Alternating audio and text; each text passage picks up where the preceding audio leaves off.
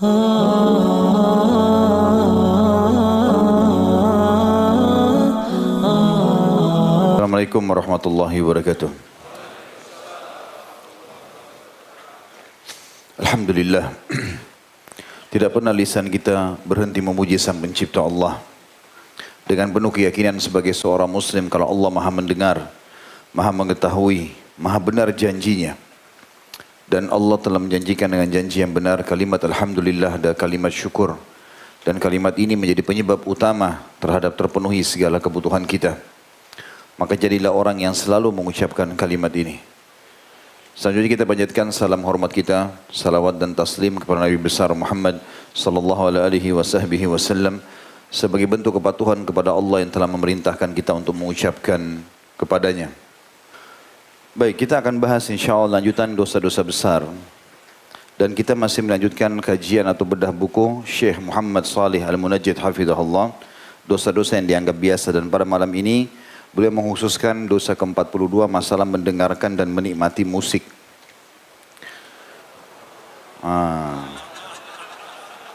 Malam ini siap saya marahin. Baik, dalam pembukaan bahasan kita insyaAllah, kita buka sama-sama Al-Quran, surah Luqman. Silakan dibuka, saya harap semuanya buka. Jangan ada yang tidak mengikuti surah ini, surah Luqman, surah nomor 31, dimulai dari ayat 1 sampai ayat 7. Saya bacakan, A'udzubillahi minasyaitonirrajim, Bismillahirrahmanirrahim, Alif Lam Mim. Ini adalah huruf-huruf awal dalam Al-Quran yang Allah lebih tahu maknanya. Mirip dengan Hamim, Taha, Yasin. Ini semua sama.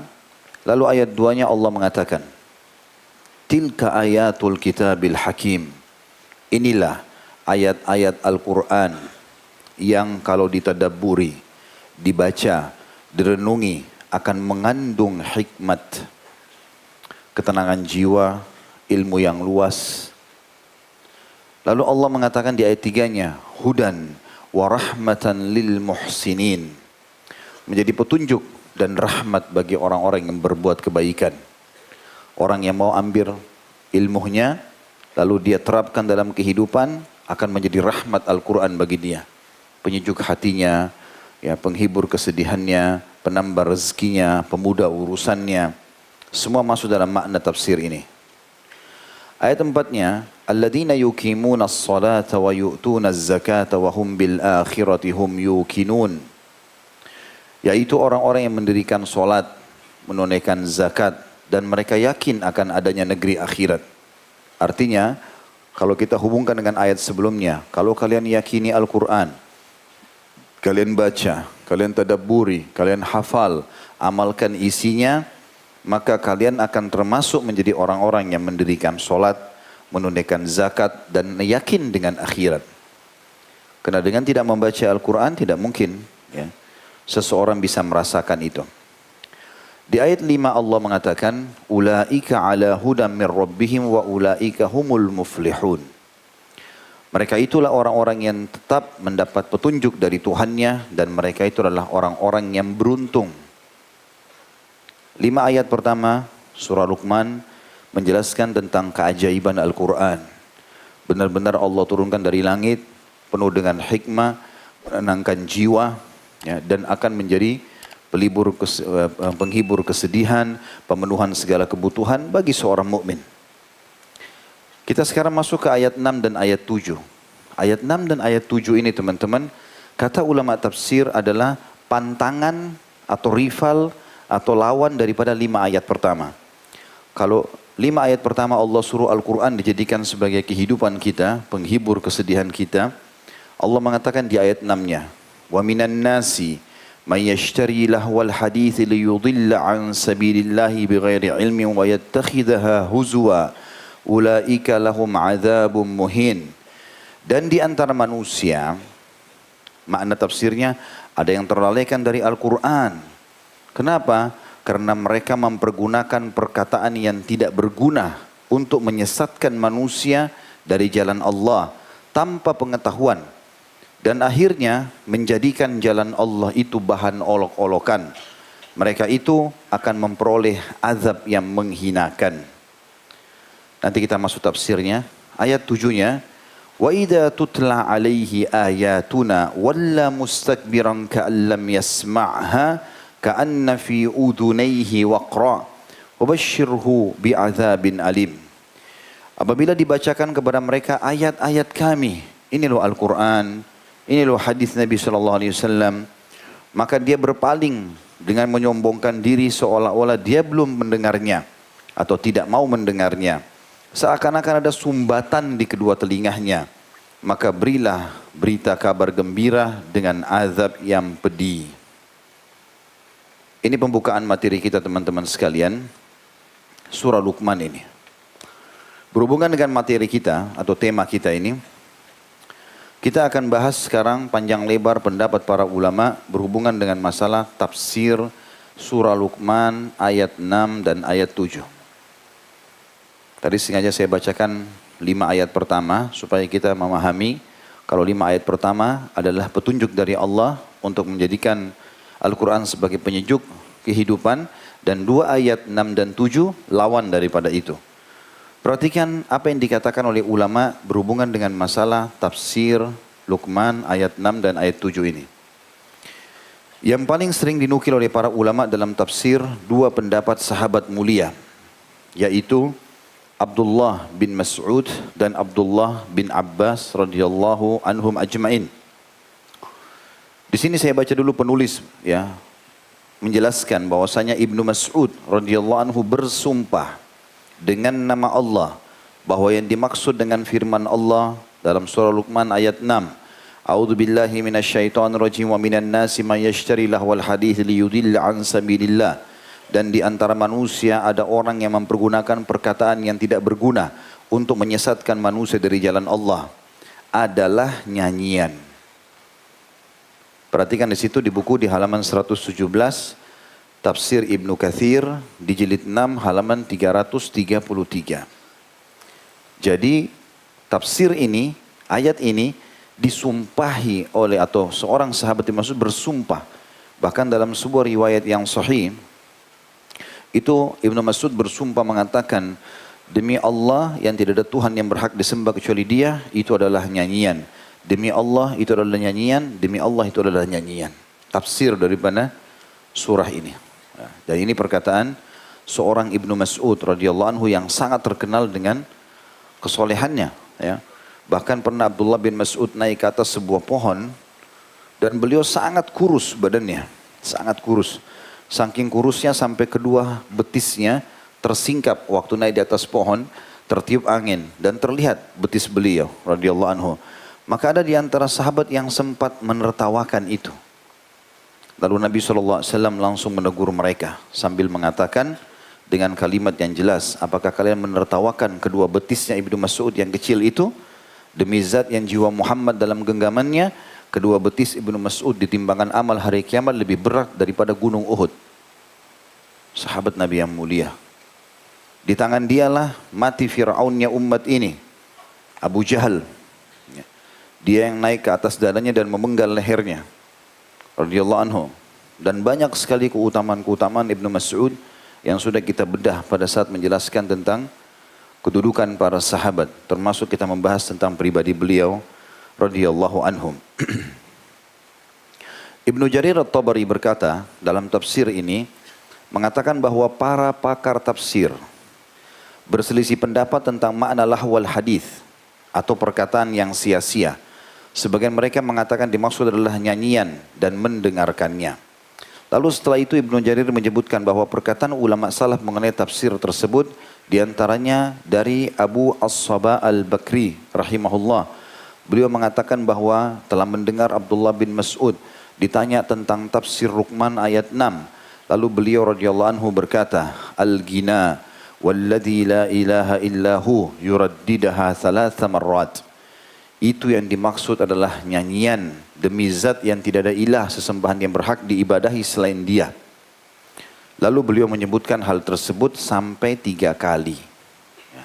Ini disebutkan di dalam tafsir surah Luqman yang disebutkan juga oleh Ibnu Jarir di jilid 20 halaman 127. Dan tadi sudah kita sebutkan juga, Ibnu Katsir sebutkan di jilid 6 halaman 333. Jadi teman-teman bisa kembali ke sana.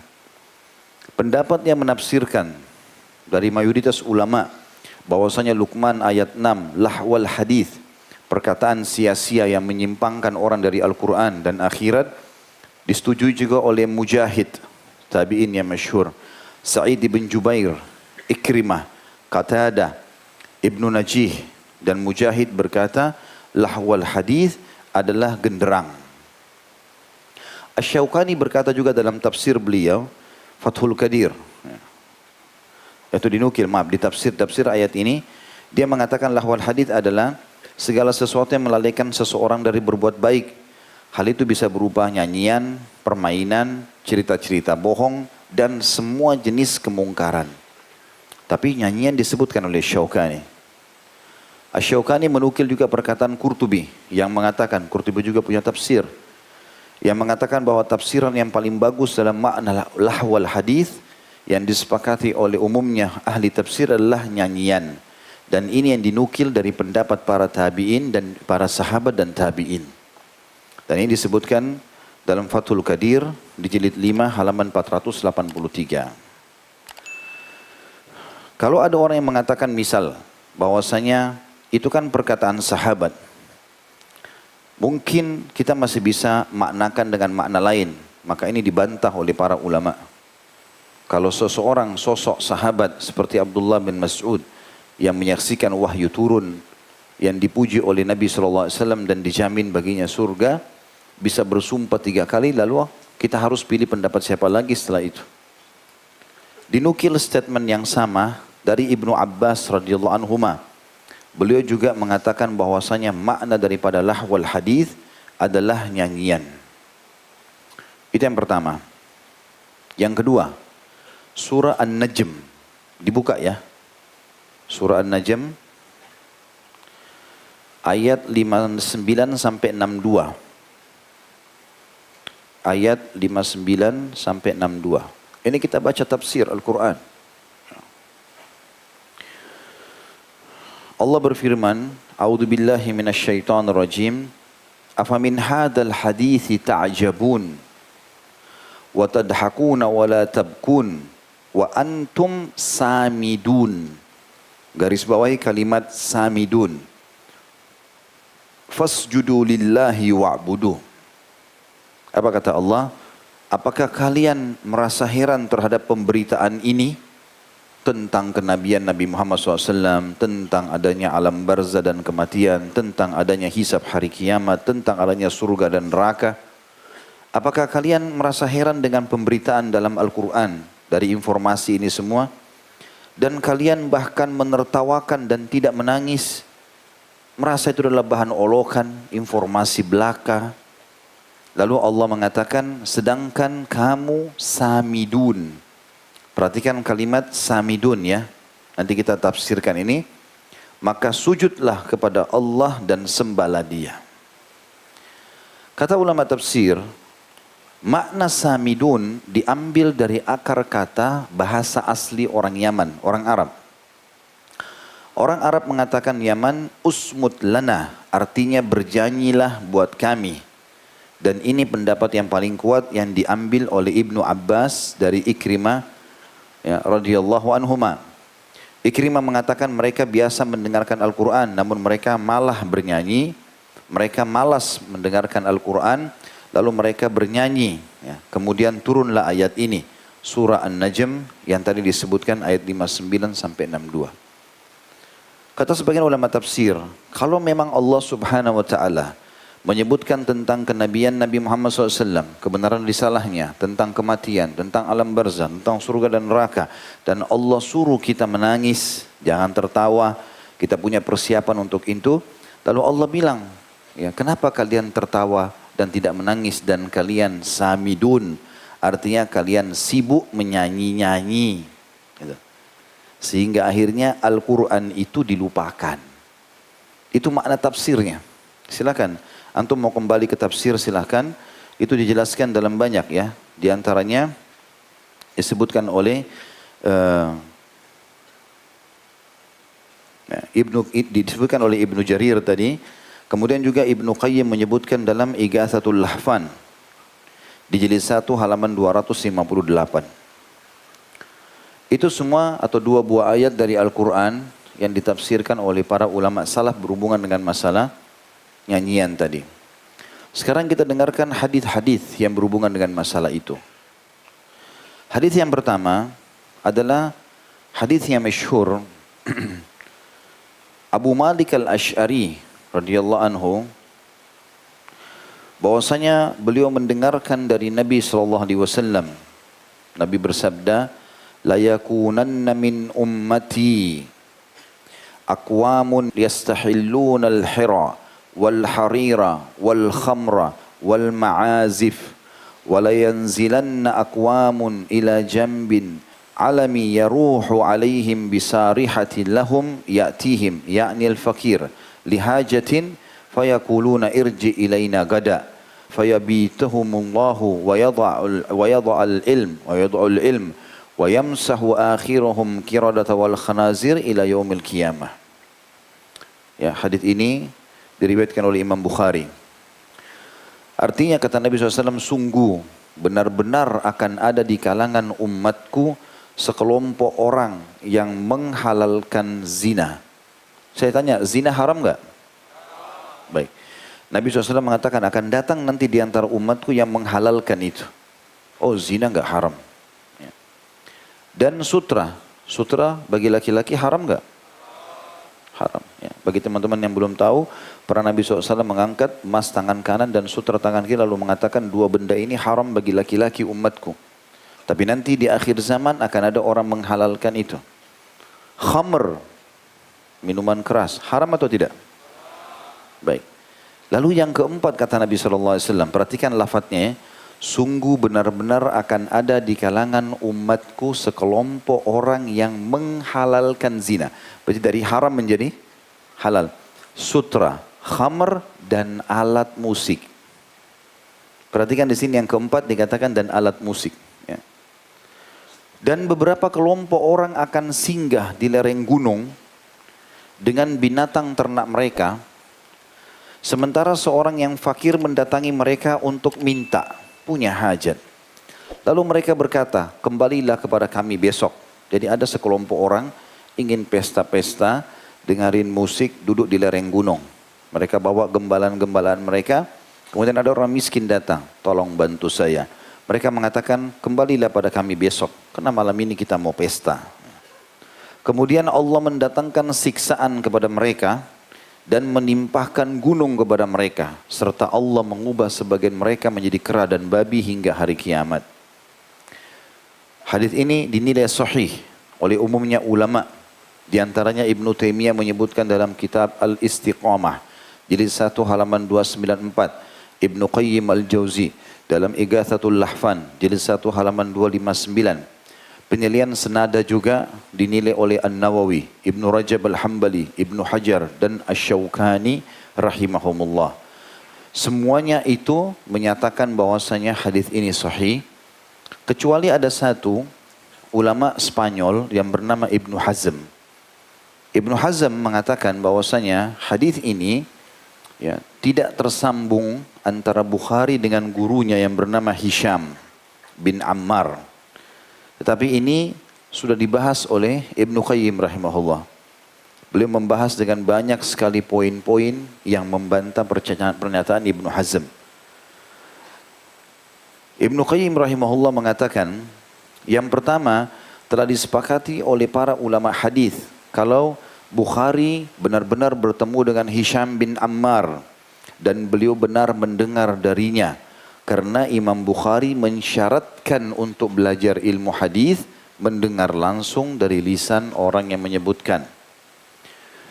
Yang kedua, Imam Bukhari menegaskan di sini dengan lafaz jazm, ya, artinya penekanan. Jika beliau mengatakan dengan lafaz jazm, sudah pasti beliau mendengarkan langsung dari Hisham, dan ini yang paling mungkin. Karena sangat banyak orang yang meriwayatkan hadis dari Hisham, dan Hisham adalah guru hadis yang masyhur. Bukan cuma Imam Bukhari yang belajar dari beliau, tapi banyak ulama yang lain. Adapun Bukhari adalah seorang hamba yang tidak mungkin melakukan tadlis atau kecurangan dalam periwayatan karena beliau sangat dipercaya. Juga jawaban yang ketiga, Ibnu Qayyim rahimahullah mengatakan Imam Bukhari memasukkan hadis ini dalam kitabnya yang dikenal dengan As-Sahih, yang tentu saja hal itu bisa dijadikan hujah atau dalil. Seandainya hadis tersebut tidaklah sahih menurut Bukhari, lalu mengapa ia memasukkan hadis tersebut dalam kitab sahihnya? Ya. Sementara Imam Bukhari itu rahimahullah, kalau beliau mau tulis hadis di dalam kitab sahih Bukharinya, itu beliau mencari tahu sumber langsung. Kalau orang bilang si fulan mendengar dari fulan, dicari tahu dari mana dia sumber aslinya ini, hadis ini. Ditemui sama dia, ditanya, benar dari dia, dicari tahu tentang orang itu jujur atau tidak, baru diambil hadisnya. Itu pun sebelum ditulis di buku beliau, beliau sholat dulu 2 rakaat. Minta petunjuk sama Allah. Ini benar gak? Kalau benar hatinya tenang, ditulis sama dia. Makanya dari sekian ratus ribu hadis yang dihafal, ditulis dalam kitab Sahih Bukhari 6 ribuan sekian hadis. Ya. Maka ini hadis masuk dalam situ. Yang keempat, Al-Bukhari membawakan hadis ini secara muallak atau ditulis di bagian bawah buku beliau. Namun di sisi lain beliau menggunakan lafaz jazam atau memastikan. Dan di sini beliau bukan menggunakan istilah tamrid atau hanya perkataan telah diriwayatkan. Tapi beliau memastikan kalau langsung Hisham mengucapkan kalimat tersebut. Nanti meriwayatkan dari situ. Maka ini sudah jelas bahwasanya memang ini diterima oleh Bukhari. Dan Imam Bukhari umumnya kaum muslimin menerima hadisnya. Begitu juga yang kelima, seandainya berbagai alasan tadi, yang 4 itu Ibnu Qayyim bilang ditolak, maka hadis ini tetap sahih karena bersambung, karena dilihat atau dinilai dari sanadnya atau jalurnya. Sebagaimana dijelaskan dalam hadis yang lain atau dikuatkan dengan hadis yang lain, yaitu hadis disebutkan Ibnu Hibban, Ibnu Majah, dan disahihkan oleh Syekh Albani. Hadisnya adalah yang menguatkan itu ya. Kata baginda Nabi SAW dari Abu Malik al-Asy'ari, sama orangnya radhiyallahu anhum, la yashrabanna nasum min ummatil khamra yusammunaha bighairi ismiha yu'zafu ala ru'usihim bil ma'azif wal mughanniyat yakhsifullahu bihimul arda wa yaj'alu minhumul qirarata wal khanazir. Sungguh akan ada orang-orang dari umatku yang meminum khamr, lalu mereka menamakannya dengan selain namanya, ya, mengubah namanya. Ini tidak beralkohol lah, ini begitulah, apa saja, atau minum sedikit saja nggak apa-apa. Mereka dihibur dengan musik dan alunan suara biduanita atau para wanita penyanyi ya. Allah akan membenamkan mereka ke dalam bumi dan dia Allah akan mengubah bentuk mereka menjadi kerah dan babi. Hadis ini sahih diriwayatkan Ibnu Majah dan Ibnu Hibban. Ya. Sebagian ulama hadis mengatakan dimaksud juga di sini dikutuk oleh Allah, diubah wajah mereka bisa berubah menjadi seperti hewan, atau memang dasarnya pada saat mereka ditenggelamkan oleh Allah karena longsor, karena banjir, ya, ditenggelamkan oleh Allah dan mereka bercampur baur dengan tanah yang kotor, akhirnya muka mereka berubah seperti hewan ini. Hadis yang ketiga dari Nafi' rahimahullah, Maula Ibnu Umar radhiyallahu anhuma. Ini dikenal dengan sanad emas dalam hadis. Kalau dari Imam Malik ke Nafi' ke Abdullah bin Umar, ini sanad yang luar biasa dipercaya. Beliau mengatakan, Sami'a Ibnu Umar sauta zammari atau zammarah ra'i zammara ra'i fawada'a isba'aihi fi udhunayhi wa 'adala rahilatahu 'anit tariq wa huwa yaqul ya Nafi' atasma' fa aqulu na'am qala fayamdi hatta qultu la qala fawada'a yadayhi wa 'ada ar-rahilata ila tariq wa qala ra'aitu Rasulullah sallallahu alaihi wasallam wa sami'a lamma sami'a sauta zammarati ra'i fa sana'a mithla hadha. Ibnu Umar berkata, kata Nafi', maaf, Ibnu Umar pernah mendengar suara seruling dari seorang pengembala. Kan biasa pengembala-pengembala itu kan meniupkan serulingnya.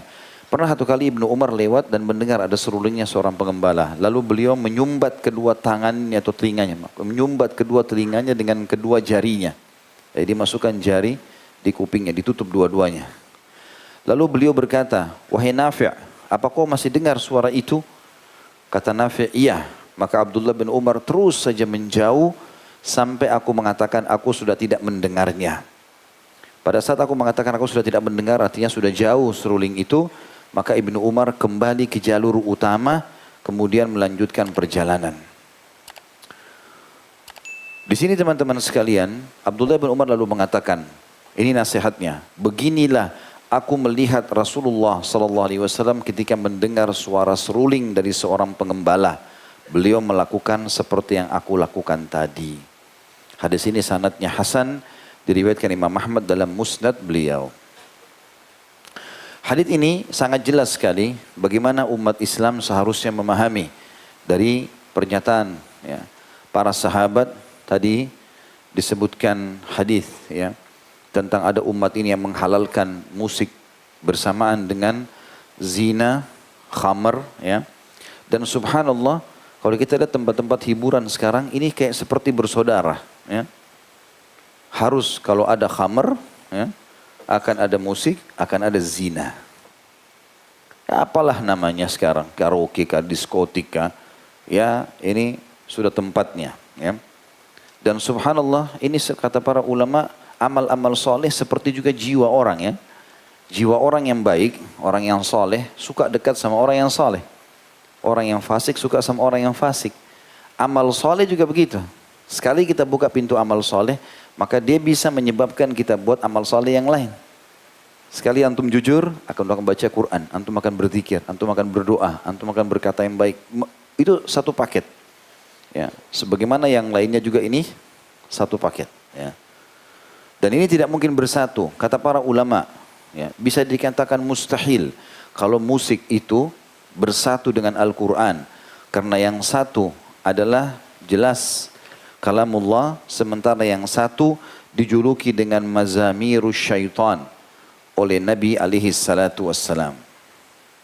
Nanti akan kita jelaskan hadisnya berhubungan dengan masalah itu. Kita akan dengarkan sebagian pernyataan salafus saleh berhubungan dengan masalah nyanyian ini. Ibnu Mas'ud berkata, selain daripada tafsir tadi Luqman ayat 6 dan ayat 7, beliau mengatakan nyanyian menumbuhkan kemunafikan dalam hati, sebagaimana air menumbuhkan sayuran. Al-Qasim bin Muhammad pernah ditanya tentang nyanyian. Lalu beliau menjawab, aku melarang nyanyian padamu dan aku membenci jika engkau mendengarnya. Lalu orang tadi menyatakan, apakah nyanyian itu haram? Al-Qasim pun mengatakan, wahai anak saudaraku. Ini kalau bahasa santun mengambil atau menasihati orang. Jika Allah telah memisahkan yang benar dan yang keliru, lantas pada posisi mana Allah meletakkan nyanyian?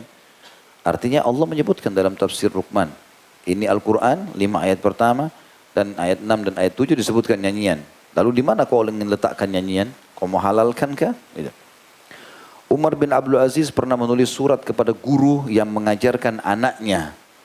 Isinya diantaranya adalah, hendaklah yang pertama kali diyakini oleh anak-anakku dari budi pekertinya, supaya akhlaknya bagus, dia bisa hafal Quran, dia bisa menerima ajaran agama yang kau ajarkan, adalah lahirkan kebencian pada nyanyian.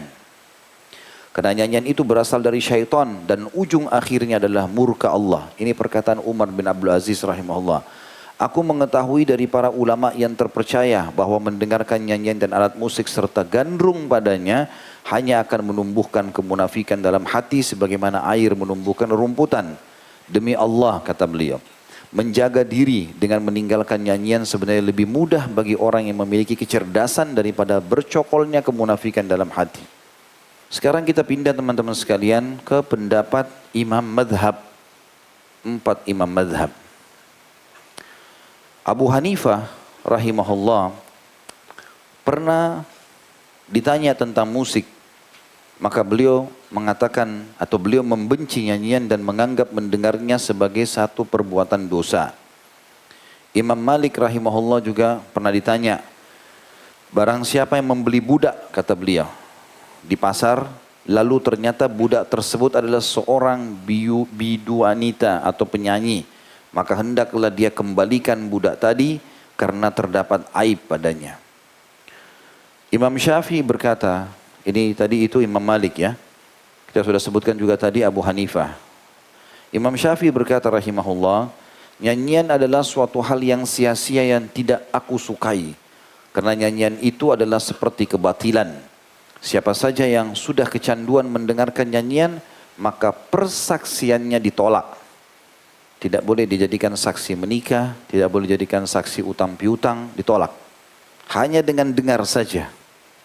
Dan Imam Ahmad, madhab yang keempat, rahimahullah, Ahmad bin Hanbal berkata, nyanyian itu menumbuhkan kemunafikan dalam hati dan aku pun tidak menyukainya. Ini masih sama Talbis Iblis di halaman 280. Syekh Islam Ibnu Taimiyah juga mengatakan rahimahullah, tidak ada satupun dari 4 ulama madhab yang berselisih pendapat mengenai haramnya musik itu. Ini tentu perkataan para ulama ya yang dinukil. Jadi ini bukan pernyataan kita yang disebutkan di sini ya. Tapi ini perkataan para ulama. Saya kuatkan lagi ada pendapat lain disebutkan dalam buku Ruhul Ma'ani di halaman 21 jilid 21 halaman 67. Ini buku khusus berbicara tentang mazhab Hanafi.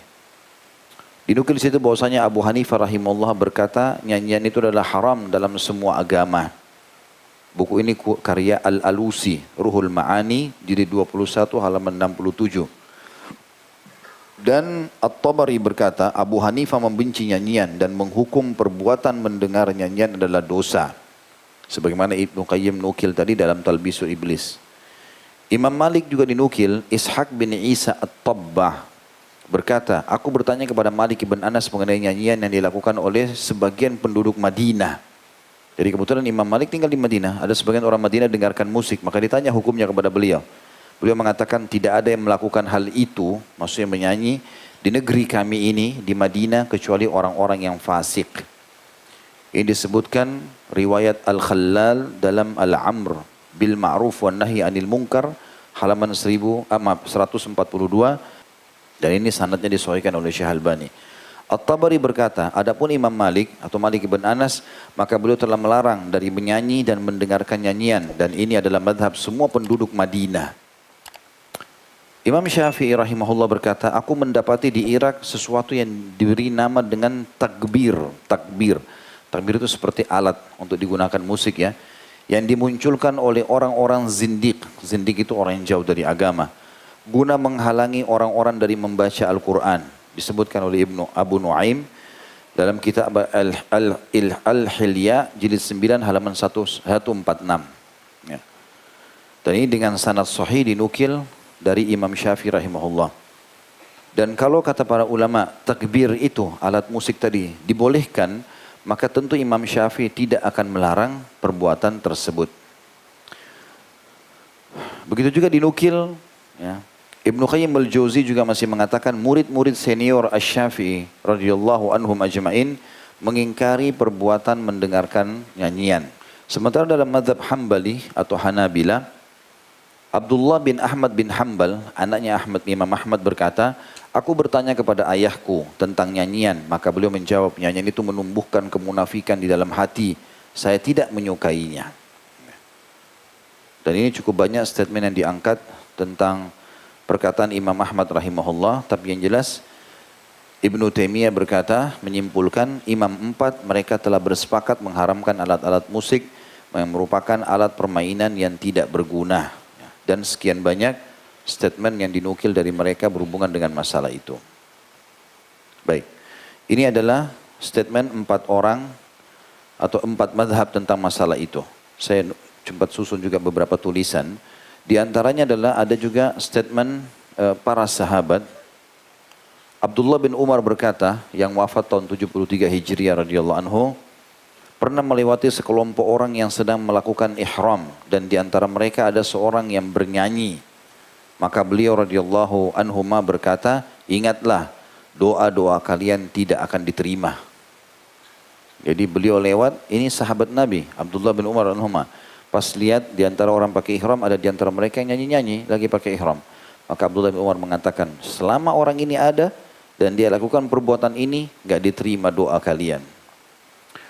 Abdullah bin Abbas yang wafat tahun 68 Hijriah radhiyallahu anhu berkata, rebana ya, itu haram, al-ma'azif, alat-alat musik juga haram, al-qubah atau gendang yang sejenisnya juga haram dan seruling juga haram. Ini semua perkataan yang disampaikan oleh mereka. Dan cukup banyak sekali statement-statement yang disampaikan oleh para ulama. Ya, seperti perkataan Umar bin Abdul Aziz tadi ya, pada gurunya muridnya. Kemudian ada juga Imam Al-Ajuri rahimahullah yang wafat tahun 360 Hijriah. Beliau mengharamkan nyanyian dan alat musik dalam kitabnya Tahrimun Nard Wasyatranj Wal Malahi. Beliau rahimahullah berkata nyanyian itu haram dilakukan dan haram mendengarkannya berdasarkan dalil dari kitabullah, sunnah-sunnah Rasulullah, perkataan para sahabat radhiyallahu anhum dan perkataan mayoritas para ulama kaum muslimin. Imam Abu Bakar bin Walid At-Turtushi Al-Fikri rahimahullah wafat tahun 520 Hijriah. Beliau juga salah satu pembesar madhab Maliki, berkata dalam kitabnya Tahrimus Sama', ya, artinya hukum tentang haramnya mendengarkan nyanyian. Beliau mengatakan, ya, kemudian bertambah banyak kebodohan, sedikit ilmu dan perkara saling kontradiktif sehingga di kalangan kaum muslimin ada yang melakukan maksiat dengan terang-terangan. Kemudian semakin lama mereka semakin bertambah jauh hingga sampai kepada kami bahwa ada sekelompok saudara kami dari kaum muslimin. Mudah-mudahan Allah Azza wa Jalla memberi mereka petunjuk dan juga kepada kami yang telah digelincirkan oleh syaitan dan telah sesat cara berfikirnya. Mereka senang kepada nyanyian dan permainan yang sia-sia. Mereka mendengarkan nyanyian dan musik serta menganggap hal itu sebagai bagian dari agama yang dapat mendekatkan diri kepada Allah Azza wa Jalla. Mereka telah menentang kaum muslimin dari para sahabat dan tabi'in. Mereka telah menyimpang dari jalan kaum mukminin yang telah menyalahi dan telah menyalahi para fuqaha, para ulama 4 madhab dan para ulama pengemban risalah Allah Subhanahu wa taala. Ada sebuah hadis teman-teman sekalian, dan hadis ini hadis sahih diriwayatkan Al-Hakim dalam kitab Mustadraknya. Hadis ini ya, dinukil bahwasanya Nabi SAW bersabda, "Inni lam anha anil bukai walakinni nuhitu an sautaini ahmakaini fajirain." Aku tidak melarang kalian menangis. Kalau sedih, ya silakan nangis kalau memang betul-betul membutuhkan tangisan. Namun aku larang kalian dari 2 suara bodoh dan penuh dengan kemaksiatan. Sautu inda nugmati lahwin walaibin wa mazamiru syaitan. Yaitu suara nyanyian hiburan atau kesenangan dan permainan dan lagu-lagu syaitan. Itu yang pertama. Yang kedua, wasautu inda musibatin latmi ujuhin wa syakku juyubi warannati syaitan. Dan yang kedua yang aku larang kalian adalah kalian mengangkat-angkat suara, teriak-teriak pada saat terjadi musibah, menampar wajah, merobek baju, dan jeritan-jeritan syaitan. Di sini kan saya teman-teman menutup ya, apa yang saya susun dari tulisan ini. Nanti akan kita baca dulu apa yang ditulis oleh penulis juga di sini. Musik dan nyanyian ini ada dalam Islam yang dibolehkan, tetapi umumnya ulama menyimpulkan di 2 hal. Yang pertama ketika hari raya, Idul Fitri, Idul Adha. Hal ini berdasarkan hadis diriwayatkan oleh Ummul Mukminin Aisyah radhiyallahu anha. Beliau berkata, Abu Bakar pernah masuk rumahku dan di dekatku ada 2 orang perempuan kecil dari wanita Ansar sedang bernyanyi tentang apa yang dikatakan orang Ansar pada masa perang dulu. Lalu aku berkata, keduanya bukanlah penyanyi. Ya. Lalu Abu Bakar masuk dan berkata, apakah seruling syaitan ada dalam rumah Rasulullah sallallahu alaihi wasallam? Hal itu terjadi pada hari raya. Kemudian Rasulullah SAW bersabda, wahai Abu Bakar, sesungguhnya setiap kaum memiliki hari raya dan ini hari raya kita. Ya, artinya ini dibolehkan. Kalau hari raya, 2 orang wanita, anak kecil melantunkan suara di depan Aisyah, wanita juga. Yang kedua ketika pernikahan. Hari ini berdasarkan hadis sahih riwayat Bukhari, menceritakan tentang anak kecil yang menabur rebana dan bernyanyi di acara pernikahan sahabiat yang mulia Rubayy' binti Muawwidh radhiyallahu anhum ajma'in. Pada saat itu Rasulullah SAW tidak mengingkari adanya hal tersebut. Dan juga berdasarkan hadis yang pernah Nabi SAW sampaikan dalam hadis yang sahih, pembeda antara yang halal dan yang haram adalah menabur rebana dan suara dalam pernikahan. Dalam pernikahan. Artinya selain daripada ini, dianjurkan untuk setiap muslim menjauhinya. Saya akan lanjutkan teman-teman sedikit, saya bacakan apa yang ditulis oleh penulis ini karena tadi saya baru bacakan di halaman 117 tafsir surah Luqman. Ada beberapa poin yang beliau tuliskan di sini, saya bacakan dulu, tidak panjang insya Allah. Beliau menukil hadis tadi dari Abu Amir atau Abu Madik al-Ash'ari radhiyallahu anhu meriwayatkan Rasulullah SAW bersabda, la yakunanna min ummati aqwamun yastahillunna al-hira wal harira wal khamra wal ma'azif. Kelak akan ada dari umatku beberapa kaum yang menghalalkan zina, sutra, khamr dan alat-alat musik. Sudah kita katakan diriwayatkan Imam Bukhari itu di jilid 10 halaman 51. Juga dalam hadis Anas bin Malik radhiyallahu anhu beliau berkata Rasulullah SAW bersabda la yakunanna bi hadhil ummah khasafun wa kadhafun wa maskhun wa dhalika idza syaribul khamra wattakhadul kainati wa darabu bil ma'azif. Kelak nanti akan ada dari umat ini terjadi 3 hal. Ada orang yang ditenggelamkan ke dalam bumi karena longsor. Ada orang yang dihujani batu, badai yang keras. Dan ada orang yang diubah bentuk mereka. Yaitu jika mereka dari umat ini, umat Islam, meminum khamr, mengundang para bidu wanita atau para penyanyi wanita dan menabuh atau membunyikan musik itu sendiri. Hadis ini hadis sahih diriwayatkan Ibnu Abi Dunya dan juga Tirmidzi menyebutkan di nomor 2212 dan disebutkan dalam silsilah hadis sahih oleh Albani nomor 2203. Kata beliau, Nabi SAW melarang genderang. Lalu mengatakan seruling adalah suara orang bodoh dan tukang maksiat. Para ulama terdahulu seperti Imam Ahmad berdasarkan hadis-hadis sahih yang melarang alat-alat musik secara mutlak. Telah menetapkan haramnya alat-alat musik seperti kecapi, seruling, rebab, simbab dan lain-lain. Tidak diragukan lagi alat-alat musik modern yang kita kenal sekarang termasuk dalam kategori alat-alat musik yang dilarang oleh Nabi SAW. Bahkan alat-alat musik yang modern ini lebih cepat mempengaruhi mabuknya jiwa daripada alat-alat musik zaman dulu yang telah diharamkan dalam beberapa hadis. Menurut penuturan para ulama, diantaranya Ibnu Qayyim berkata, keterlenaan dan mabuknya jiwa akibat pengaruh nyanyian lebih besar bahayanya daripada akibat minum arak. Kemudian tak diragukan lagi, pelanggaran akan lebih keras dan dosanya akan lebih besar jika alat-alat musik tersebut diiringi dengan nyanyian, baik oleh biduan atau biduawati atau biduanita. Lalu bahayanya akan lebih bertumpuk jika untaian kata-kata syairnya berkisah tentang cinta, asmara dan kecantikan wanita atau kegagahan pria. Karena itu tidak mengherankan jika para ulama menyebutkan nyanyian adalah sarana yang menghantarkan pada perbuatan zina, menumbuhkan perasaan nifak di hati. Dan secara umum nyanyian dan musik adalah tema besar zaman ini yang melahirkan banyak fitnah. Musibah itu semakin menjadi-jadi setelah pada saat ini kita saksikan musik menyelusupi setiap benda dan ruang. Seperti jam dinding, bel, mainan anak-anak, komputer, pesawat telepon dan lain-lainnya. Untuk menghindari berbagai hal di atas sungguh memerlukan kekuatan hati yang tangguh. Mudah-mudahan Allah menjadikan kita penolong atau Allah menolong kita semuanya. Amin insyaAllah. Allahu a'lam. Baik begitu saja teman-teman sekalian. Semoga Allah SWT berkahi majelis kita. Jadikan sebagai tambahan amal kita pada hari kiamat. Dan semoga apapun yang sedang kita lakukan dari kesalahan diganti oleh Allah SWT menjadi pahala. Dan semoga Indonesia menjadi negara yang aman, tentram, damai. Seluruh umat Islam di bawah naungan ukhuwah Islamiyah. Dan semoga Allah satukan kita semua di surga firdausnya tanpa hisab. Saya harap tenang dulu. Subhanakallahumma bihamdika. Asyhadu an la ilaha illa anta astaghfiruka wa atubu ilaik.